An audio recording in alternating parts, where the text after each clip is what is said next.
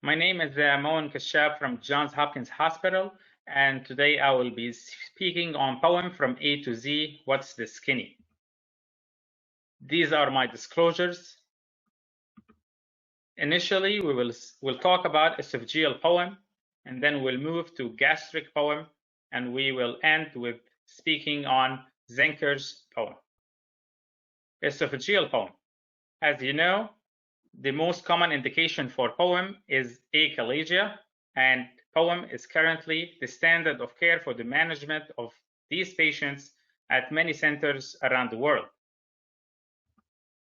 This is a study we recently published in Endoscopy International Open on long-term outcomes of poem in the management of patients with achalasia. And as we can see here, the clinical success of poem was durable even after 4 years, with clinical success achieved in more than 90% of patients. How does poem compare to other treatment modalities in achalasia patients? This is a major randomized clinical trial published in JAMA on poem versus pneumatic dilation. 63 patients underwent poem and 63 patients underwent pneumatic dilation. Clinical success was 92% versus 54%, with a significant difference between both procedures. In terms of reflux outcomes, the rate of esophagitis was 41% in the poem group and 7% in the pneumatic dilation group, again with a significant p-value. In terms of grade of esophagitis, all patients in the pneumatic dilation group had low-grade esophagitis. Majority of patients in the poem group had low-grade esophagitis. However, 6% had grade C esophagitis. Therefore, poem is more effective than pneumatic dilation, but it incurs a higher incidence of reflux esophagitis. How does poem compare to Heller-Maramy? This is a major randomized trial recently published in the New England Journal of Medicine. And as you can see, the clinical success between poem and pneumatic dilation was not different between both techniques at 2 years. 83% for poem, 81.7% for Heller-Maramy. For reflux outcomes at 3 months, the rate of esophagitis was 57% in poem, 20% in surgical Maramy. At 2 years, this difference diminished, likely to loosening of the partial fundoplication, 44% to 29%. Importantly, the rate of severe esophagitis, C and D, was not different between both approaches, both at 3 months and at 2 years. Finally, in terms of objective evidence for abnormal acid exposure, at 2 years, there was no difference between both approaches, 30% and 30%. Gastroesophageal reflux disease, as we already saw, can occur after poem, and it can be severe in some patients.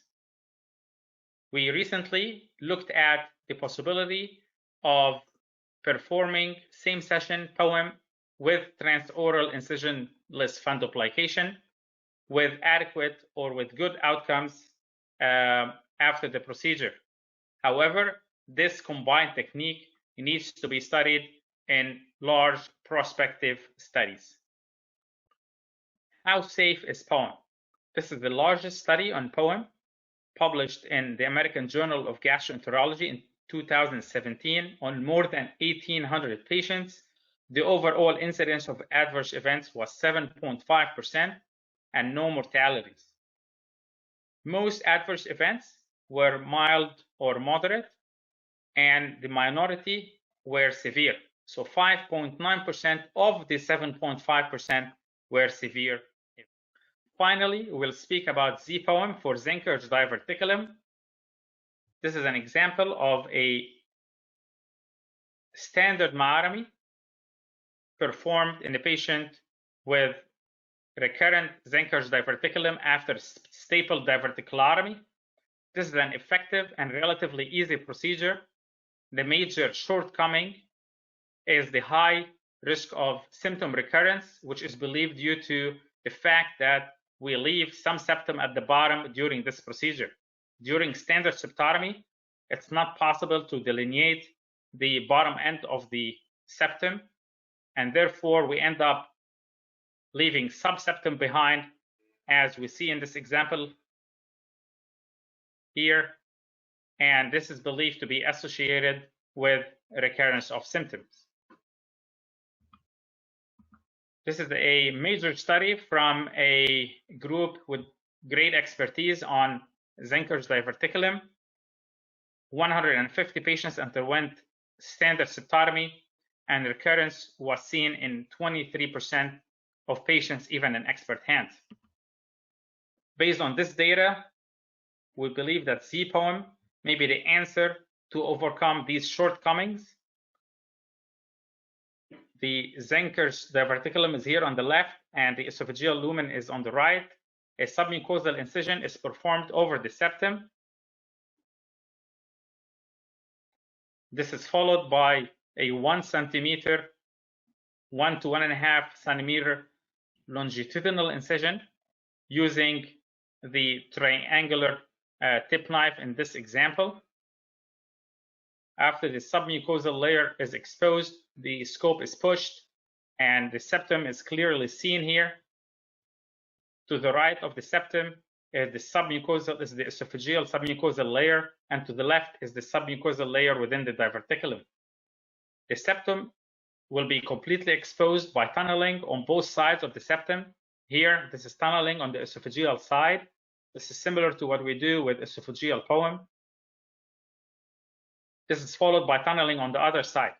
Once complete tunneling is performed, the septum is exposed, and this is followed by a complete septotomy.